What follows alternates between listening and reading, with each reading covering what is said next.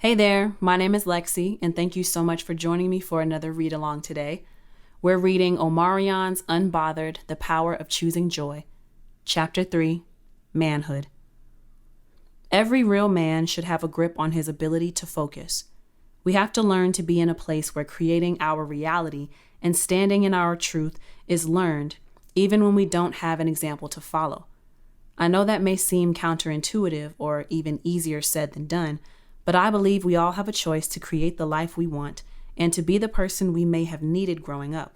It all comes down to betting on yourself, trusting the path you're on, and recognizing when the table has been set for you.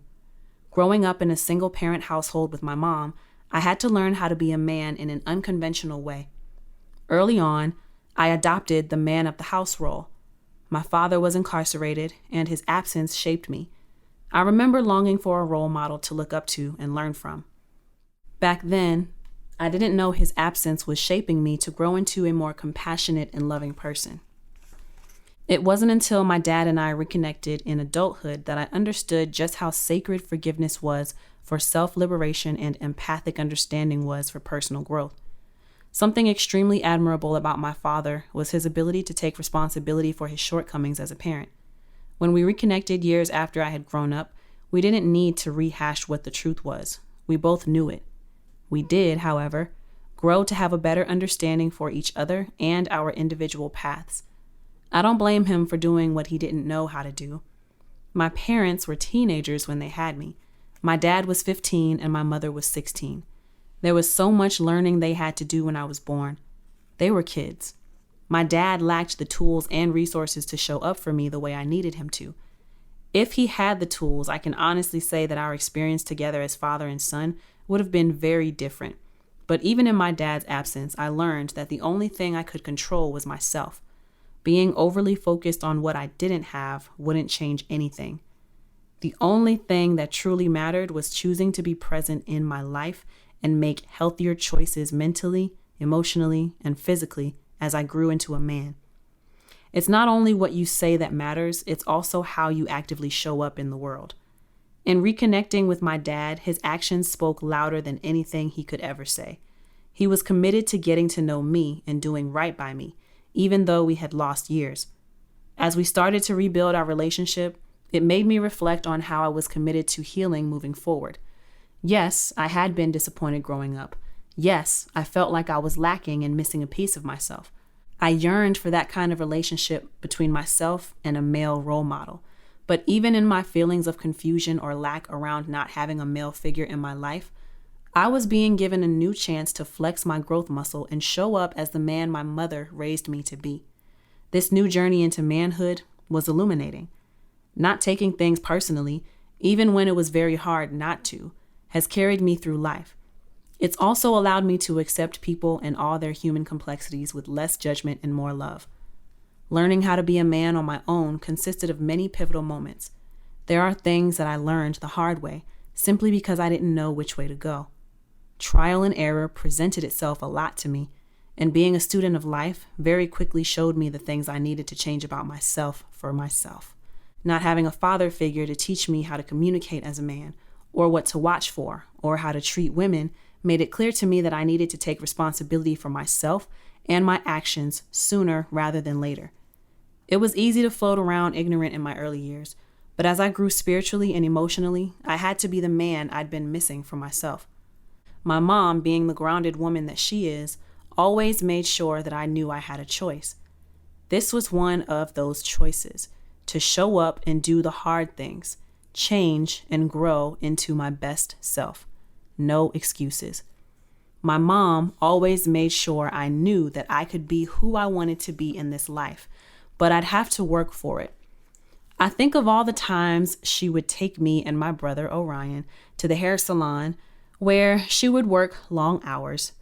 Watching her work and create the best life she could for us was incredibly inspiring. There was no fussing or complaining, she just showed up. While she couldn't teach me the ins and outs of how to be a man, she showed me through her work ethic, loving support, and kind spirit that I am in charge of my destiny, regardless of my circumstances. My mom reminded me of my purpose whenever I swayed. She's the reason I dance and sing, and have the career that I have. She stressed to my siblings and I that we could create the lives we wanted. And if she could make a way raising me and my siblings well before age 30, then I had no excuses. Even in moments of confusion or uncertainty, I remembered her wisdom and could recall her actions. Both showed me clearly that I would never be lacking if I've made a home within myself. My mom never settled. She showed me through her dedication and grit that nothing would be handed to us. Showing up and taking care of your business was not only a model of survival, but a testament to integrity and character. I took these lessons with me as I grew up and became a man and father. Everything I learned by way of how I was raised and how I experienced the world gave me some great insight on how to move through my challenges and success in my personal and professional life. I believe that higher power, spirit guides, and ancestors were leading the way for me. I was open to every lesson, even if it was hard to grasp at first.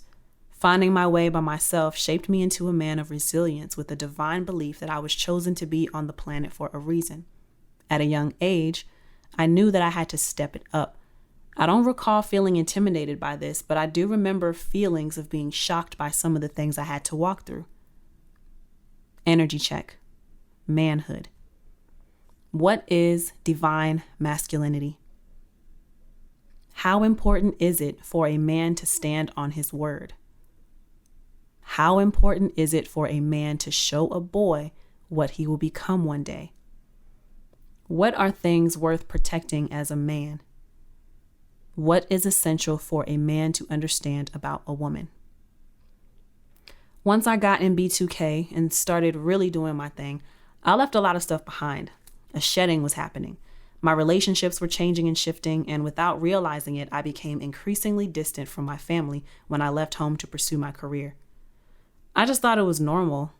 My saving grace during that period, when I wasn't as present or intentional as I am now, was a simple fact that lessons kept coming up repeatedly. It wasn't until I started paying attention that I realized that being a man was up to me. I had to make my own way and set my own tone for the life I wanted to have and experience. I embarked on my own personal journey for a higher purpose, to learn who I was as an individual outside of my family unit. I had to do this at a very young age, which boosted my maturity and taught me how to be deliberate in my actions. My grounding foundation started at this point. Leaving my family to embark on this new journey of professionalism and manhood allowed us to grow. I was going out into the world in this new and big way, but my family was not. I knew then that I was the man of the house and that I had a job to do. When I would come back home from touring and performing, I could see and feel the difference in myself and my family. Changes were happening, and I was learning how to be the man I wanted to be. I was dedicated to my future and knew that I had to stay committed and determined. Something that kept me going was being able to call upon my family whenever needed. My family was my rock, and I was theirs. Even as I was navigating manhood and the many lessons I was learning along the way, my mom always believed in me and supported me no matter what. To me, that's value. Support is valuable. I was so happy to experience that throughout my life because people really get lost inside the fast-paced motion of success. I have a level of determination, focus, and persistence. I've been this way my whole life. Any and everything that I've ever put my mind to, I've always succeeded at. Nothing can throw me off. Being myself and realizing and recognizing that the outside world can't shake me allowed me to stay clear and aligned with the greater good. When I became a member of B2K, I was the last person to join. Being the fourth member showed me a lot about the importance of individuality. It's easy to get lost if you're not sure of yourself. In the beginning, I thought we were forming a brotherhood, but it became increasingly clear that that was not the case. There were many times in the lifetime of B2K that made me feel like I didn't belong and that I was replaceable. We were kids still learning and growing and trying to figure out who we truly were. The bumping heads, the jealousy, being mismanaged, and everything else in between showed me that it was time to elevate myself and really step into being the artist that I was committed to being. Separating from the group opened up a whole new set of lessons that I needed to learn. Sometimes you have to revisit old chapters to really grow from them. After going solo, I remember thinking that I wished it was easier to just leave that old chapter in the past. Yet, I could not seem to shake the connection. Everywhere I went, I was reminded that B2K would be embedded in my identity forever. I was pretty frustrated because I didn't understand why B2K overshadowed me as a solo artist and would never go away. My career had shown that I was more successful on my own. I looked to people in the industry and compared our careers as group artists like Beyonce, Justin Timberlake, and even Michael Jackson. They've been able to completely break free of their group being so heavily tied to who they were. I felt like there was always something reminding me that I was a part of B2K, even when I wasn't anymore. I couldn't grasp what that was about. Perhaps I needed to change my mindset and see if there was a lesson I was missing. Before committing to the Millennium Tour, J Boog wanted to have a phone call. We hadn't spoken in years prior to the reuniting being back on the table. I was hesitant to be on the road with them because we didn't end on good terms, to say the least. There was a huge public fallout where my character and integrity were attacked on public radio. I found out on Power 106 that the other band members planned to replace me. As you can imagine, that was a shock, and that pissed me off. I was being bashed and disrespected due to mismanagement, envy, and the elders around us who were instigating and causing further conflict. The tension was still thick from dealing with that. Everyone saw a brotherhood on the outside, this perfect boy band that was on top of the world. But behind the scenes, B2K was a tragedy. I had grown a lot since then, and truthfully, I wasn't sure I wanted to reconnect and go back to that place. Despite my hesitancy to talk, I obliged, even though I didn't think there was much for either of us to say. My goal was to maintain professionalism at all times, especially after our rough history. This phone call really spoke to my growth because I had a lot of conflicting feelings about everyone in the group, including Boog. Being dogged on the radio, in addition to the behind-the-scenes dysfunction, would have made it easy for me to want to fight versus talking things out. This phone call was an invitation to be a master of my mind and control my actions like I'd been practicing. Evolution in this instance looked like being the bigger person and not getting sucked into other people's bad character. Also, I believe in redemption and forgiveness, so I showed up and listened to what he had to say. I kept my composure and chose the high road, which I've done at every turn in my career. It would have been easy to play the blame game and get caught up in things that didn't matter. Choosing to preserve and protect my energy from anything that could threaten it spoke volumes as to how far I had come. The conversation went fine, and after our call, I had to sit and think about what the end goal was. There were many questions and feelings that went unanswered, but at the end of the day, I knew moving forward with the tour would not only make history, but would shape me into an even better person. A person who has grown and changed a lot.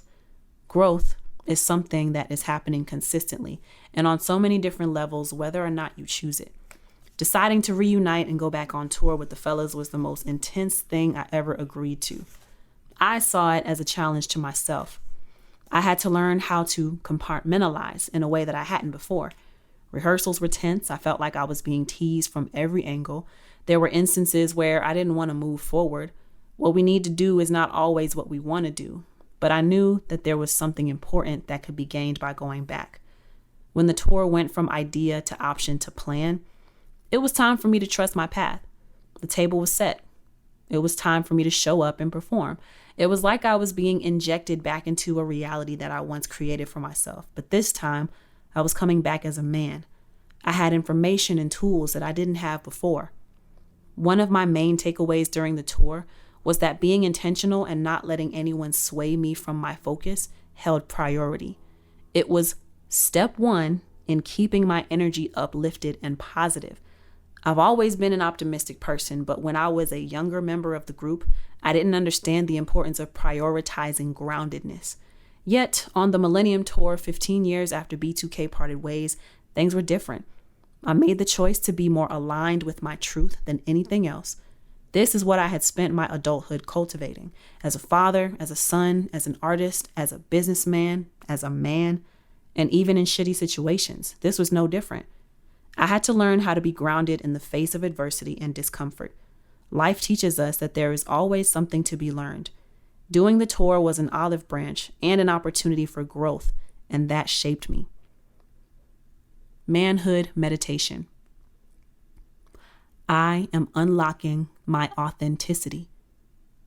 I exercise self-control to stay in tune with my reality. I am exceptional. I engage in healthy and positive relationships. I am flexible in my mindset. I create an environment of growth and success.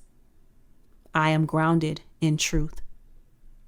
I exercise courage and live in harmony with my ideas. I am connected to my divine source. I engage with my surroundings and purpose authentically. I am dependable and truthful. I fearlessly create the life that I want. I am unlocking my authenticity. I know now that we are all just echoes of our village realities. The women who ran my village did so with ethics and morals. And those morals that my mother and Nana instilled in me were to stay grounded in my truth and my word, which helped me navigate the reunion with B2K. All my life, I've watched my Nana show up in her craft of making things and bringing her gift of creativity to the world. She's raised children and grandchildren and opened her home to those in need. Watching her nurture, love, and feed folks was pivotal for me to see. Her ability to be compassionate, creative, and steadfast at every turn is a stunning example of resilience and being committed to something greater than yourself. My mother has that same drive and love in her. I come from strong and loving women who don't just love their blood family, they love everyone. That display of kindness, even when things aren't sweet in life or relationships, is what has helped me navigate everything like a man. Our village is what molds us. Whom we love and how we love are what shapes us. I know that everybody didn't have the gift of that experience, so when it was time for me to lead with forgiveness, compassion, and love, I had to bring the examples my mom and Nana left me with to the surface. Being reunited with B2K, I felt like I developed a superpower. The superpower was not letting anything or anyone lead me away from love with their poor behavior, past or present. Performing under this pressure and being able to truly focus and give all my energy to the songs, I had to forget everything that we had been through and really be in the moment. There's something blissful about being able to let go, and that opportunity afforded me that. While I was prepared for anything, I knew that I needed to control my emotions and keep the goal priority, make history. It's easy to get lost if you're not sure of yourself. The process wasn't easy. The future is unknown. As I've matured, when instances happen that link the past with the present, it's important to remember that there's a moment for me to grow. Reflection on the past is something I did a lot during the tour. It would have been easy for me to get caught up in its negativity if I wasn't rooted in purpose and intention. I made a decision that I was going to finish what I started and see what the journey had in store for me, and I'm so happy that I did. It reinvigorated the light of my path. I felt like that path was getting dark for me, just in terms of the respect that I think I deserve. I realized that I had never seen the steps to how a man earns it. The answer? Through hard work. As I continued to work hard, I began earning the respect of myself. Instead of looking externally, I looked internally, and everything became so much clearer. True self-respect is so powerful and something that can never be taken away. I have a warrior mentality, and I will always fight for myself. I had business to handle, and it had to get done. However, the work isn't done. This was just one test of many in the course of manhood, but when I look back on it, I know that I aced that shit. Energy check. Journal prompts. Think about a pivotal moment in your life that encouraged you to change and walk in greater alignment with your purpose. Make a list of the lessons you learned along the way. What's been hard about your process? Where has triumph shown up in your life after hardship? How are you showing up to live the life you say you want to live? If you let people throw you off, they will. You must maintain your focus. Growth is ever present. Micro changes are happening at every turn in life. Changing allows us to lean into acceptance. There is so much importance in clarity and learning what areas in life need attention. If growth is allowed, change can happen in our lives.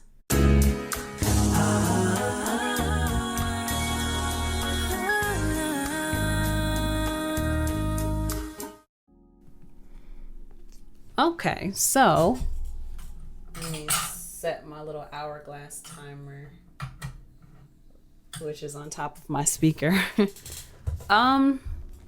So this chapter 3 is called Manhood.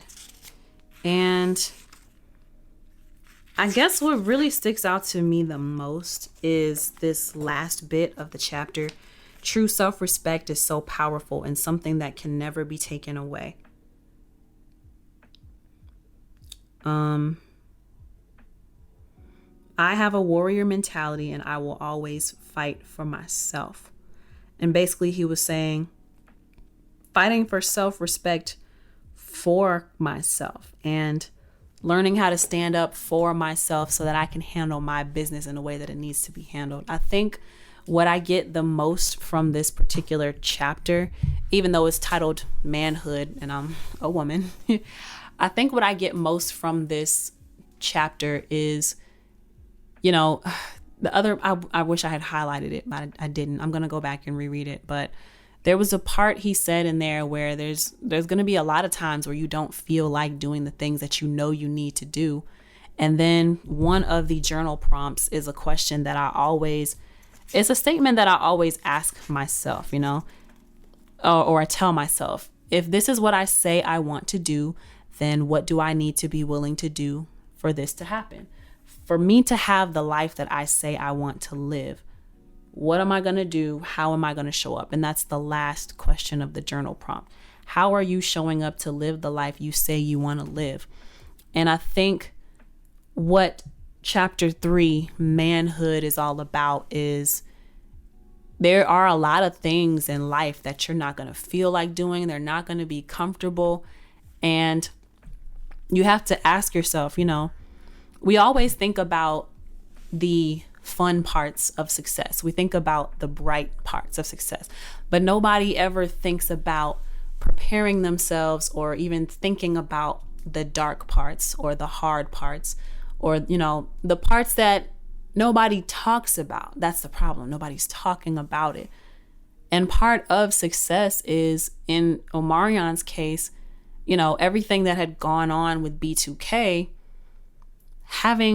being presented with the opportunity for the Millennium Tour and then having to decide, you said you wanted to make history.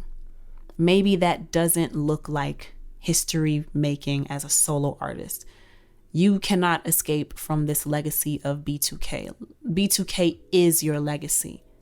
It's the biggest part of your legacy, as a matter of fact. Even though you didn't plan it that way, you can't run away from that reality, right? So we can't run away from the reality of things. We can't run away from the challenge of things if we truly want to pursue the life that we say we want to live. And in Omarion's case, he wanted to make history, but I bet he didn't anticipate that a part of making history would mean having to go back into a situation that caused so much pain, but hold your word and do your duty and act so that you can fulfill the word that you gave.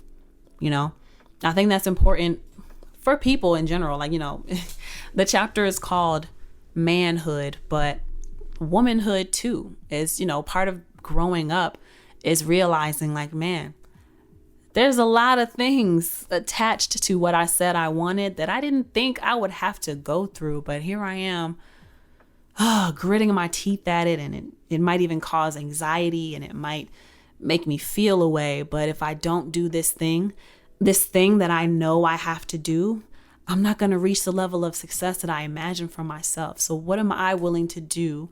What am I willing to sort of bite the bullet on, to get it done? Because this is just one aspect of it. I didn't anticipate it, but here it is. So how am I going to handle it? And excuse me, my voice is getting a little dry here. But I feel like this resonates with me because most recently I had to come to terms with the fact that I've been struggling with a lot of anxiety around my phone. Our phone is literally our life these days. It's actually really annoying that so many things that we rely on and depend upon come in the form of this one little device, which is a cell phone. It was meant as a tool for communication, but now communication is taking on a whole new life. But the phone does phone calls, it does text messages, it does voicemails, it does pictures, it does emails, it does Instagram and Facebook and Twitter and news and fitness apps, and it just does so many things. Alarm clocks, calculators. It just houses so many things in one. And I was developing, I don't know how, but I developed an anxiety around answering my phone and talking to people. Answering my phone and then reaching out and calling people. I developed an anxiety around that. But the biggest part of being in the music industry is connecting with people, the fans, and other industry professionals involved in music. So, of course, I had to realize for myself, this is something that has become very uncomfortable for me. But in order for me to be successful at what I say I want to be successful at, I see that I need to have those connections and I need to have those relationships and I need to nurture those relationships and those connections. How do I expect to do that when I'm having so much trouble answering the phone? Like I hear it ring, I see the name pop up and I stare at it and I let it ring and I wait for it to stop. How do I get over this? So I made myself a little call calendar. I made a list first. First, I made a list of names of people. Like I want to keep in touch with these people, family, friends, and clients, family and friends to let them know I care about them. And then clients to also let them know like, hey, we haven't known each other long, but I think you're a dope person, checking on you to see how you're doing, And I think that by nurturing those relationships, it's probably my hope anyway. And from what I've observed, what I think I know is that you get a lot further with your relationships than you ever will with just your skill alone. Those connections, that network can put you into place where your skill alone with you as just one person could not get you. And even if it did get you there, it took you a lot longer because you didn't make use of your network. So something for me that I came to terms with is accepting that this is a part of myself that I need to do better with. And once I did, I created a call calendar. I put those names. The family and friends has one calendar. The clients have one calendar. I do one box from each day of that calendar. Make sure that I reach out to whoever's name is in that box. And that's actually lifted a huge weight off of me because I feel like I'm doing something about my success by implementing this new routine into my daily. So I really resonate with this manhood chapter in facing things like the last one was fear, and now this one is manhood. Fearlessness is fueled by fear.